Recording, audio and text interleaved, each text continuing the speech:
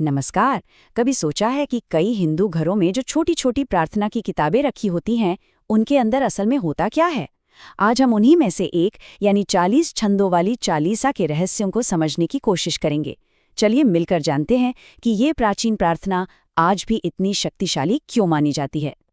ये किताब या ऐसी ही कोई और किताब कई घरों में मिल ही जाती है ना? ये सिर्फ कुछ पन्नों का कलेक्शन नहीं है, बल्कि रोज की प्रार्थना और भक्ति के लिए एक गाइड बुक की तरह है, जो एक पीढ़ी से दूसरी पीढ़ी तक चलती आ रही है। तो इस सफर में हम क्या क्या देखने वाले हैं? सबसे पहले हम इस आध्यात्मिक टूलकिट के अंदर झांकेंगे। फिर हम चालीसा के स्ट्रक्चर को डिकोड करेंगे, इन छंदों में छिपी कहानियों को जानेंगे, प्रकाश के अर्पण यानी आरती को समझेंगे और आखिर में देखेंगे कि कैसे ये एक किताब अपने आप में पूरे देवलोक को समेटे हुए है। तो चलिए शुरू करते हैं हमारे पहले पड़ाव से। आखिर इस आध्यात्मिक टूलकिट के अंदर है क्या?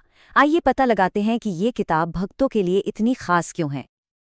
और यहीं पर कुछ बहुत बुनियादी सवाल उठते हैं कि भाई ये चालीसा आखिर होती क्या है, और एक ही किताब में इतने सारे अलग अलग देवताओं को समर्पित चालीसा क्यों होती हैं? चलिए इन्हीं सवालों के जवाब ढूंढते हैं। अब जरा इस प्रार्थना की बनावट को समझते हैं। देखिए, एक चालीसा सिर्फ कुछ छंदों का कलेक्शन नहीं है, इसका एक खास स्ट्रक्चर है, एक बनावट है जो इसके मतलब और इसके फ्लो को तय करती है। अगर बिल्कुल सीधे साधे शब्दों में कहें तो चालीसा एक डिवोशनल हिम है, एक भक्ति भजन। इसका नाम हिंदी के शब्द 40 से आता है, जिसका मतलब है 40, क्योंकि इसमें ट्रेडिशनली 40 छंद होते हैं। इन छंदों में किसी देवी या देवता के गुण, उनके काम और उनकी शक्ति की प्रशंसा की जाती है। जी हाँ, ये 40 का आंकड़ा यही इसकी सबसे बड़ी पहचान है। ये जो न्यूमेरिकल स्ट्रक्चर है ना, इसकी वजह से इसे याद रखना और रोजाना पाठ करना आसान हो जाता है, जो कि भक्ति का एक बहुत अहम हिस्सा है। किसी भी चालीसा को आप देखेंगे तो उसका एक तय फॉर्मेट होता है, मोटे तौर पर 3 हिस्सों में बटा हुआ। सबसे पहले आता है मंगलाचरण। ये शुरुआती दोहे होते हैं जो प्रार्थना के लिए एक माहौल बनाते हैं। फिर आता है मेन पार्ट, जिसमें देवता की स्तुति और कथाएं होती हैं। और आखिर में होता है उपसहार, जो प्रार्थना से होने वाले फायदों के बारे में बताता है। अब ये जो स्ट्रक्चर हमने समझा, इसे एक एग्जाम्पल से देखते हैं।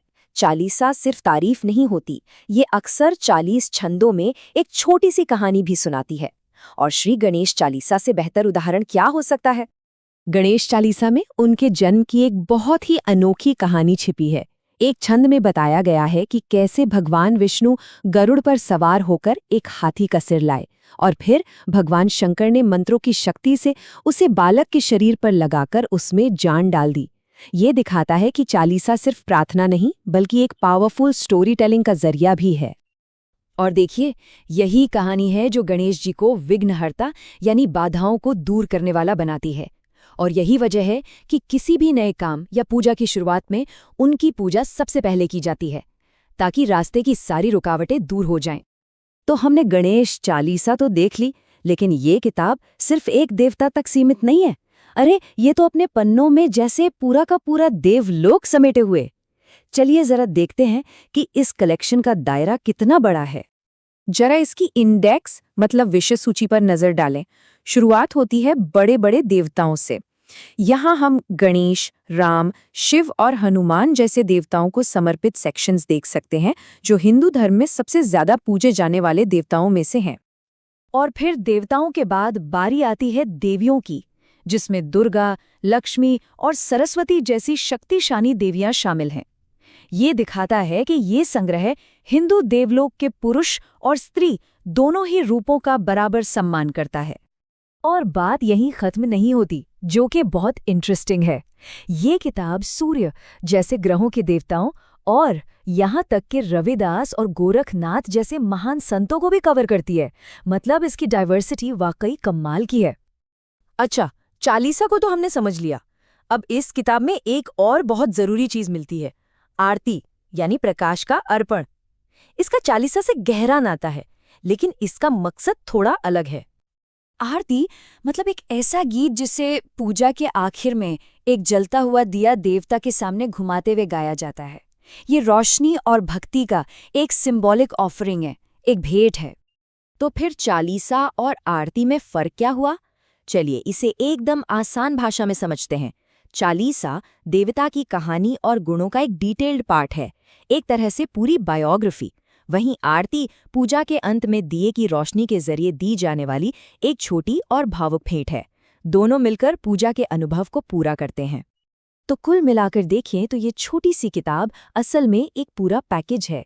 स्तुति, कहानी और पूजा पाठ की एक पूरी व्यवस्था। ये भक्तों के लिए एक बहुत ही एक्सेसिबल और कॉम्प्रिहेंसिव गाइड का काम करती है, जो उन्हें एक ही जगह पर उनकी आध्यात्मिक ज़रूरतों के लिए सब कुछ देती है।